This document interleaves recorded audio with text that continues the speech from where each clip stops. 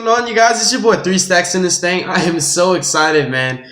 I got some more good news. We were able to get a bunch more decks to fulfill a bunch of basically deck profile requests. As you guys know, a lot of people ask, like, hey man, I want to see your version of this. I want to see your version of this. Can you build this deck? Can you make this deck great again? And I tried my hardest. I broke the bank. Like, I can't even count how many times I broke the bank doing this for you guys. But the good news is I was able to get the Exodia stuff for pretty cheap. Like, actually, it didn't really cost me much at all. It still cost some money. And I was also able to get the Cleave Forts. So we've got 2 spicy decks that I'm going to be showcasing to you guys to fulfill more deck requests, because I love you guys and I'm trying my best to come through for you. Every time you say, hey, 3 Stacks, can you do this deck for me? I try my hardest to do so. So we're doing these 2, and I'm also doing my Herald of Perfection Counter Fairy build today. The Herald of Perfection Counter Fairy build is actually one of the most innovative Herald variations that I've done. And for a while, one of my good friends and subscribers has been asking for me to showcase that deck, and I've been like slacking off on it, so I'm finally going to take care of that. But this deck that I'm showcasing to you guys today is actually insane. Like, we do, in my personal opinion, we do the craziest by far the craziest, wackiest, insane unorthodox decks that you've ever seen on Yu-Gi-Oh! We do anything but standard. Like, we just don't do anything that everybody's done. Like, I try my best. Like, you guys know, I pride myself on trying to build decks that no one has built before. So I do a lot of research. So what I wanted to do was I wanted to research I researched Exodia, Relinquished, Lyrulisc. Nobody had built an Exodia Relinquished Lyrulisc deck. It's not even been tried before. So I was like, all right, I'm going to be the first to take a crack at it. And I'm going to show you guys how crazy this deck is, which also proves my point that it's not the deck, it's the player. You can make anything crazy. Like, you can literally just build any deck, in my opinion. I feel a lot of people kind of focus on name-based decks. For example, like a deck that's like Zodiacs. Everything in it is Zodiac related. Why not just try to make a deck out of scraps? Like, look through your tin, find a bunch of cards, build a deck out of that. That will make you a lot better at deck building, because you'll learn that it's not always going to be like the best cards. You don't need strikes all the time. You know, you don't need the best cards. You just really need to have the passion for Yu-Gi-Oh! And the knowledge of the cards. Without further ado, though, we're going to hop into this deck profile, because this deck is actually extremely fun and crazy, and I love it. It's like all the old school cards. We are playing 3 copies of the legendary Exodia Incarnate. Now, this monster is insane. It's one of the very few close to invincible boss monsters. One thing that I want to note before we get further into it is this deck actually plays 2 different boss monsters that are completely protected by everything except battle and a kaiju, but they actually get themselves up to insane levels. Like, I've made fields actually with this at 4,000 and this at 3,000, which is insane. Not only do you have 7,000 damage, but both of your huge beaters are unaffected by every single card effect. Like, everything. They're just invincible practically. So 3 legendary Exodia Incarnate. Basically, he cannot be normal summon or set. You must special summon him by tributing 1 forbidden 1 monster. And he can only be special summoned by that way. So you cannot ever revive him back from the grave, which is kind of sad. So he gains 1,000 attack for each forbidden 1 monster in your graveyard. And if this card is destroyed by battle, you can reveal any number of forbidden 1 monsters in your hand and draw a card. And during each of your end phases, you add a forbidden 1 monster from your graveyard to your hand. So he gets weaker every turn, basically. Like, you have to be able to keep putting your forbidden 1 monsters in the graveyard in order to keep him strong. But nonetheless, he's always going to be unaffected by card effects. So the cool thing is, if your opponent doesn't have a kaiju, your opponent unfortunately has to attack over him. And if he's destroyed by battle, his effect activates, where you can reveal the forbidden 1 monsters that you added to your hand off of his effect, and you can just plus really, really heavy. For example, if you just reveal 2 forbidden 1 monsters, you're drawing 2 cards for free, which is pretty cool. And you have 2 pieces of Exodia. Don't forget that this is an Exodia deck, and it has the win condition built in if you have the 5 pieces. So he does help you to get your win condition popping. Long story short, this card is just amazing. Like, this is one of the very few broken Yu-Gi-Oh! Monsters that are actually easy to make. Every other broken Yu-Gi-Oh! Monster is kind of hard. Like, Masterpiece, you don't really work for him, so I'd say him and Masterpiece are pretty easy to make. But this guy, you just literally normal a forbidden 1, tribute it, special him, bam. You have, like, this invincible boss monster on the field. So we have Exodia's full power transformation, and we're going to go ahead and put his body together. We're going to put his right arm right here, his left arm right here, his right leg right here, and his left leg right there. Isn't that beautiful? This is a euphoric feeling right now. I'm a Yu-Gi-Oh! Veteran. I've been playing for such a long time. A very long time. I've told you guys how long I've been playing. This right here Oh my gosh. This is so euphoric. I mean, look at this. Exodia. Oh my goodness. Just looking at the artwork, I fell in love with this deck when I built it. Like, immediately, I fell in love. This is just beautiful. Like, you have Exodia himself, and then his legendary form, like when Exodia just transformed into full power.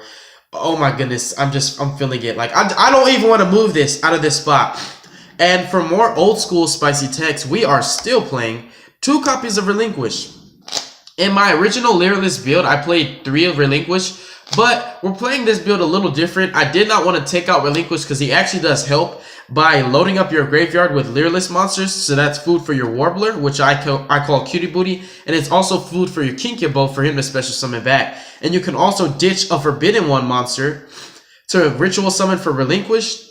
Then you can normal summon Yugioh, special summon that Forbidden One monster, then tribute that Forbidden One monster to summon Exodia Incarnate. So then you can overlay these 2 into the Lyrulisc XYZ and have Incarnate. And if you have a Lyrulisc monster in your oh my god, it's just crazy. Like, what I'm saying is, by ritual summoning for Relinquished, you actually set up nutty combos. So these are the all old school, basically first generation Yu-Gi-Oh cards. I'm not playing what's his name, Karibo anymore. That's kind of sad, but I still like I said, I'm a veteran player, so I wanted to play old cards and make the old cards good again, like great again, in my opinion. So we have Exodia and Relinquished, some of the oldest Yu-Gi-Oh cards in existence, and they're actually really, really good still. Like, Relinquished is great, and Exodia is just broken, of course. So that will sum up that portion of the deck. I really did not want to move the body of Exodia, but I'm going to have to make room for this next portion of the deck because it is partially a Lyrulisc deck. So we're playing 3 copies of Cutie Booty. My favorite Lyrulisc monster. Not only is she so cute and she has a little booty, but she's actually one of the best and easiest to resolve. If you control no monsters, you can special summon her and then special summon a Lyrulisc monster from your grave or your hand. You don't even have to like do the Cyber Dragon effect. Whenever she special summon, her effect activates. So you can special summon her off of Swallow, you can special summon her off of Yugioh, you can special summon her off of 1-for-1, and you will get her effect off nonetheless. So she's like the best one to be. She's just great. And sorry, I'm a little sick still. 2 copies of Cobalt Sparrow, and also 2 copies of Sapphire Swallow.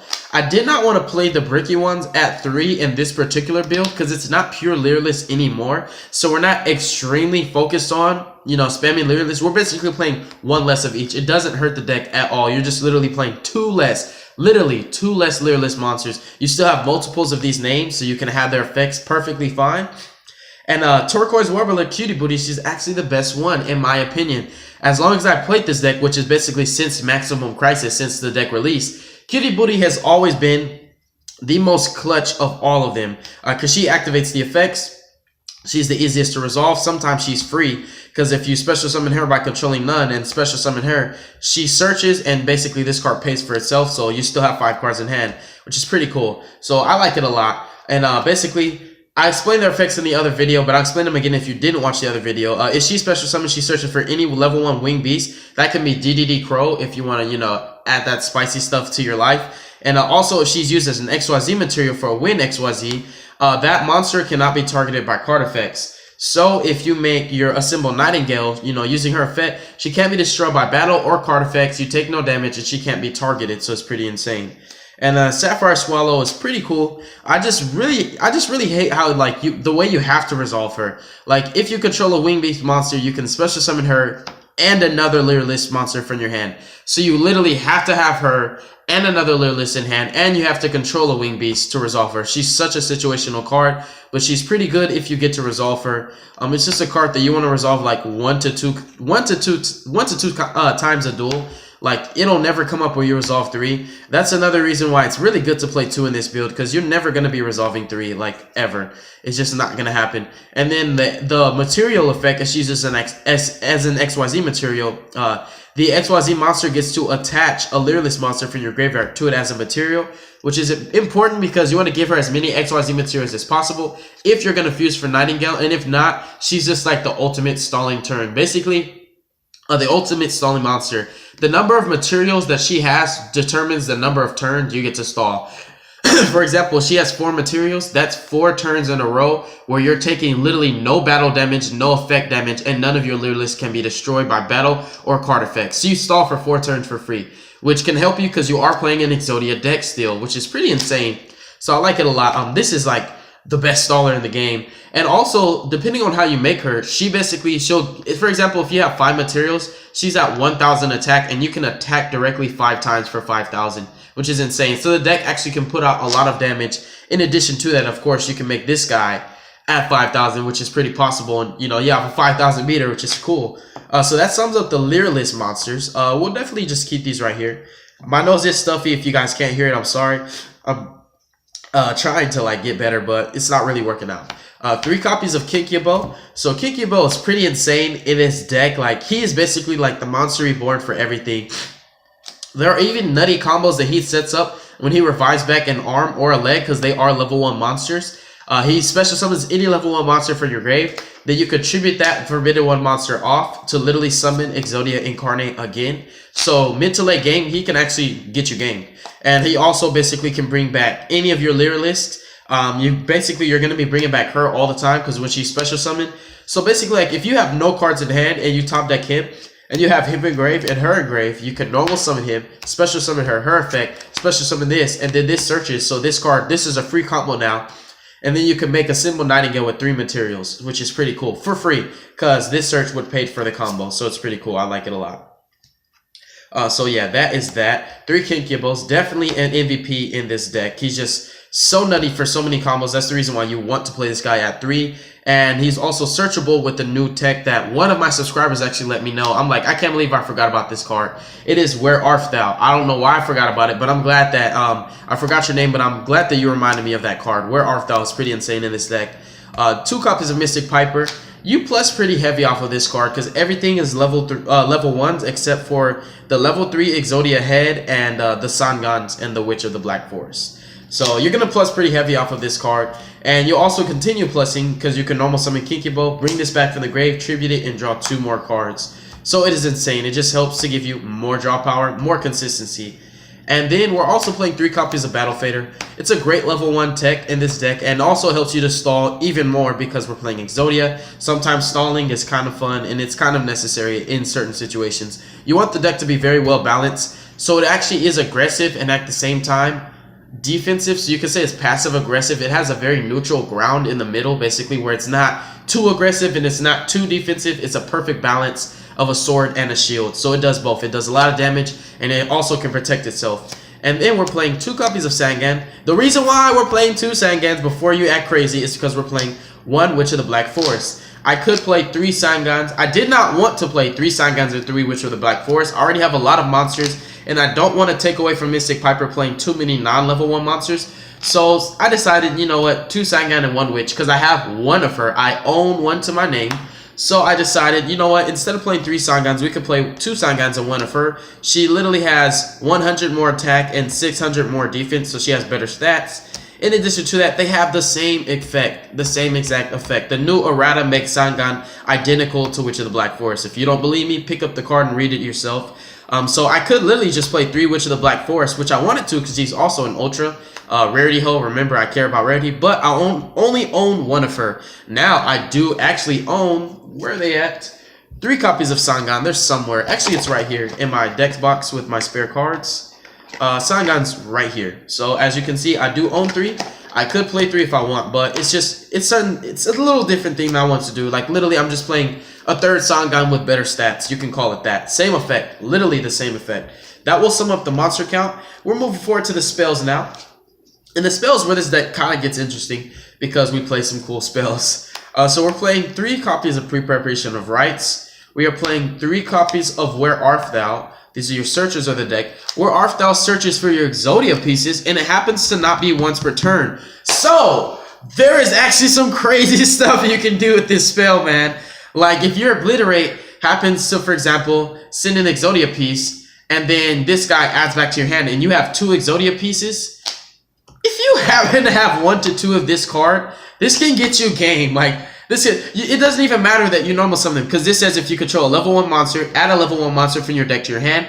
If you do not normal summon that level 1 monster, you take 2,000 damage at the end of this turn. Now, that actually doesn't even happen a lot because when you control a Symbol Nightingale, you can chain her effect, and her effect says All Lyrulisc monsters cannot be destroyed by battle or card effects, and you take no damage. So where Arthal is actually free almost every time I resolve it. This deck, when I say this deck is insane, like, oh my gosh, like, dude, like, this deck is insane. Sometimes I like want to toot my own horn and say, like, toot my own horn and be like, dude, like, 3 stacks, you're a genius. You are such a genius. Like, where do you come up with this stuff? Like, I'm always in the laboratory with every bit of free time that I can get, like, finding out crazy deck recipes. I do not look on YouTube and net deck people. I sit here and look at all of the cards. I have like a freaking bank of cards. Like, I have so many Yu-Gi-Oh cards, it's crazy. I literally, at one point in time, I had 80 something decks. Like, I literally owned over 80 decks. Then I sold and sold and sold. I still have, I don't even know how many decks that I haven't counted, but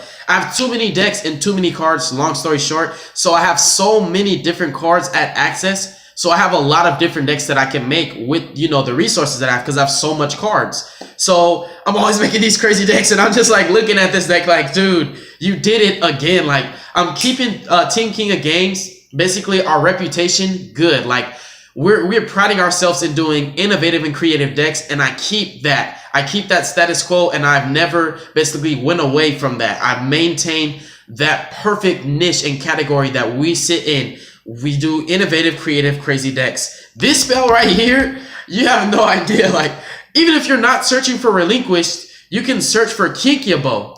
Yugioh, and you can normal summon him, and you don't take the damage. If you don't have the assembled Nightingale, which would mean you wouldn't take damage anyways, you literally search for Yugioh, normal summon him, activate his effect, combo, combo, combo, combo, combo. Where Arthal is so insane in this deck, I'm so pissed off at myself for not running it before. It's not even once per turn. Like, if you draw 2 of these, right? Let's say you just drew 3.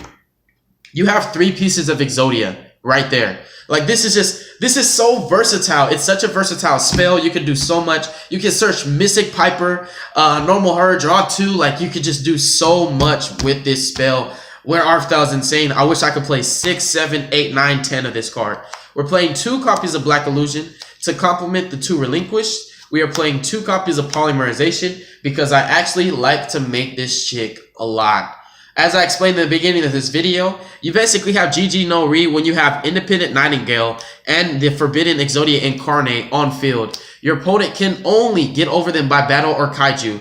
And in game 1, your opponent has to main deck the kaijus. In addition to that, even if your opponent side decks kaijus, you have to draw into them. Just because you side deck cards doesn't mean you're going to draw them. It's happened to me a lot where I side deck and I never see my side deck cards. So even so, these cards are extremely powerful and sometimes invincible. She's unaffected by everything. Like, there's nothing you can do except kaiju her or attack over her. And you make her a huge beater in this deck. So it's like your deck has to have access to Utopia the Lightning. In addition to that, there's a combo, like there's a 4-card combo. It does require 4 cards where you can make her at 5,500 attack. 5,500!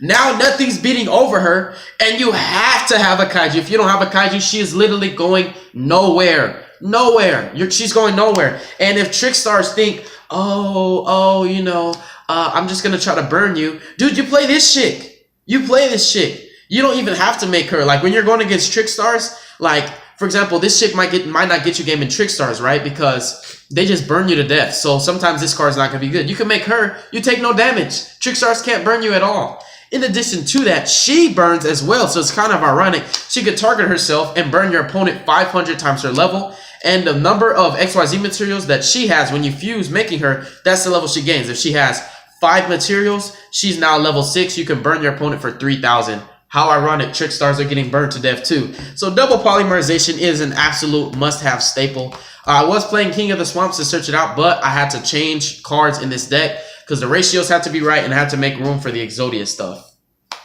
1 for 1. This gets like everything, including the Exodia pieces to bring out Incarnate. Like, this is just one of those cards like, dude, I wish I could play this at 3. If Konami ever brings this card back, I will play it at 3. It's so good. And the only traps we're playing in this deck are obviously 3 copies of Obliterate. This card is insane. Basically, it can compulse a monster.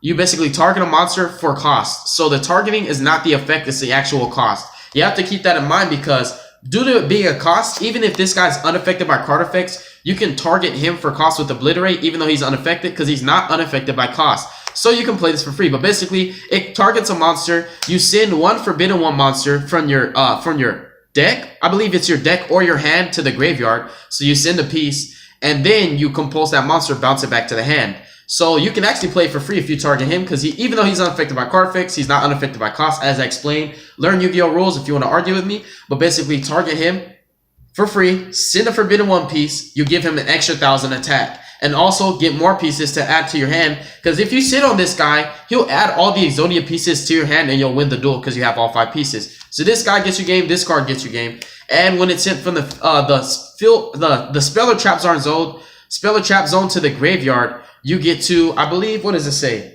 Yeah, you basically get to target a Forbidden One or Exodia card in your graveyard and add that to your hand. So Obliterate actually recycles the legendary Exodia Incarnate because he is an Exodia card. Exodia is in his name. So this is your way to recycle the legendary Incarnate. So Obliterate is insane. It basically, this helps you to add your pieces back. This helps you to add your pieces back. These are like MVPs of the deck. If I wasn't special summoning so much, you could play Pot of Dualities and like a bunch of other stuff to dig deeper. It's a 42 card deck. You mad? I almost wanted to say blow me, but I don't want to offend anybody. But I will say this. If you want to like argue with me about the 40 card, you know, thing and the ratios and all that, I'm not even going to argue with you. I just say this. It's my deck. It's mine. What are you going to do about it?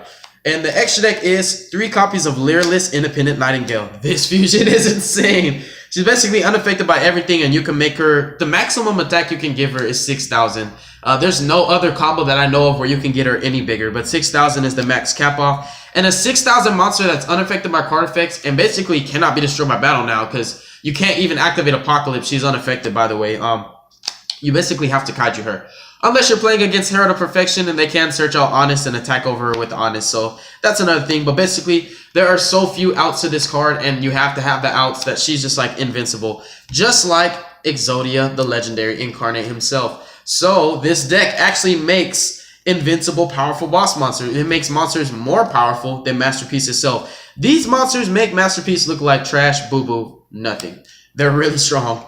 Like, you literally have to kaiju them. Even Masterpiece itself cannot be unaffected by all card effects. So these are a lot better. They're cheaper, and they're just like way easier to make. And it makes this deck, even though this is not a competitive deck, it makes this deck extremely competitive. And you can actually do well with it because it makes monsters that your opponent really can't get over at all. So you can stall and burn your opponent to death. Because like this monster, I've literally killed a lot of my teammates with just by making her. And because they can't get over her, I literally just activate her effect, burn for 3,000, pass turn. Next turn, activate effect, burn for 3,000, pass turn. Third turn, you're dead. It's just really, really strong. Like, she's so good for so many different reasons. I love her. I was playing Instant Fusion before because you can summon her off of Instant Fusion and she doesn't die, but had to change the deck to fit Exodia. 3 Assembled Nightingale, not only the best stalling card, but you can actually OTK with this card. She's insane.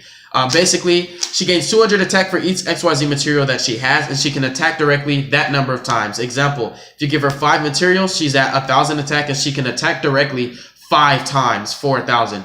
So she attacks over any established boards. When you're playing into time with this deck, this is the best card to use when you're going into time, because she not only makes sure that your opponent can't do you any damage, so she'll guarantee that you're up in damage. For example, if you make her with 2 materials, you can attack for 400, right?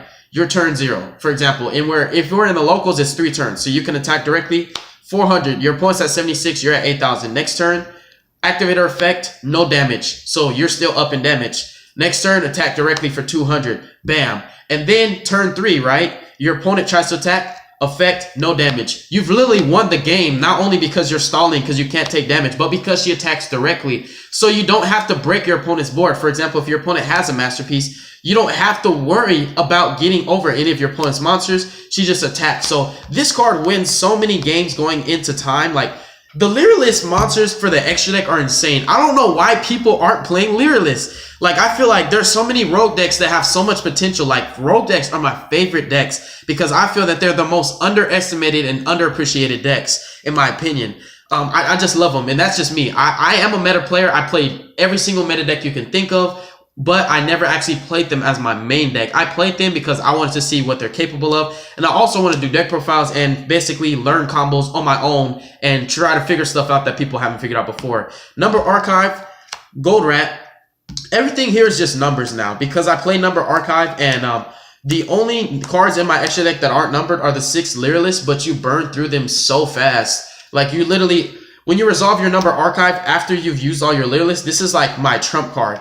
You get anything, including Gold Rat, need I mind you. Like, Gold Rat's pretty cool because he fixes your hands. Like, for example, if you have like a hand where it's like, oh, I have like a couple Exodia pieces, I really don't want all of these, or no, I'm sorry, not I don't want all of these, I want to draw more of them. You can actually put a non-Exodia piece back, hope to draw the 5th Exodia piece and win the duel. And if not, like, you just have those hands where it's like, I drew one too many of this guy, even though he's good, like, I kind of want a different card. Just for example, like, it's not like you have to do that, or like you drew one too many pre-preps. It's like, put that back, add another card. But the most important thing is he's a number, so he's a great target for number archive. You activate number archive, your opponent randomly selects any of these beasts, and it's going to be terrifying for your opponent. Monster Reborn, another invincible monster, as if we didn't need more. Exodia Incarnate's unaffected by all card effects. Lyrulisc, the Independent's unaffected. This monster's unaffected by all card effects. Like, this deck is so good at making invincible boss monsters. And of course, the spiders, like, they're so good. All of them are good. He's Monster Reborn, and this fixes your hands. So that sums up the extra deck, and that actually sums up the deck profile. I could go more in depth if I wanted to, because I have a lot of knowledge on this deck, but I wanted to make the deck profile not too long, because we do have to go through a couple other deck profiles. So God bless you guys. Thank you so much for watching it. I am so excited. I hope that you guys love this deck, because I enjoyed it, and I really want this deck to blow up. Like, I've never ever asked this before, but I really want to see a lot of views and a lot of likes on this deck profile. The reason why I never asked that is because I feel like people will like whether you ask them or not, and they'll subscribe whether you ask them or not. So I don't really like to look thirsty. Like, a lot of YouTubers ask that. Even like, for example, what's a big one? Team Samurai. Like, they're pretty big, right? But they always say, please like, comment, and subscribe. Why do you have to beg people? Like, if they like your if they like their content, they're gonna do it for you either way. So I will ask this one time, though. I really want this to blow up. I want basically the whole Yu-Gi-Oh community to see this. And the only way for them to see this is if this blows up and hits numerous views. But thank you guys so much. Have a wonderful day. Mwah, peace.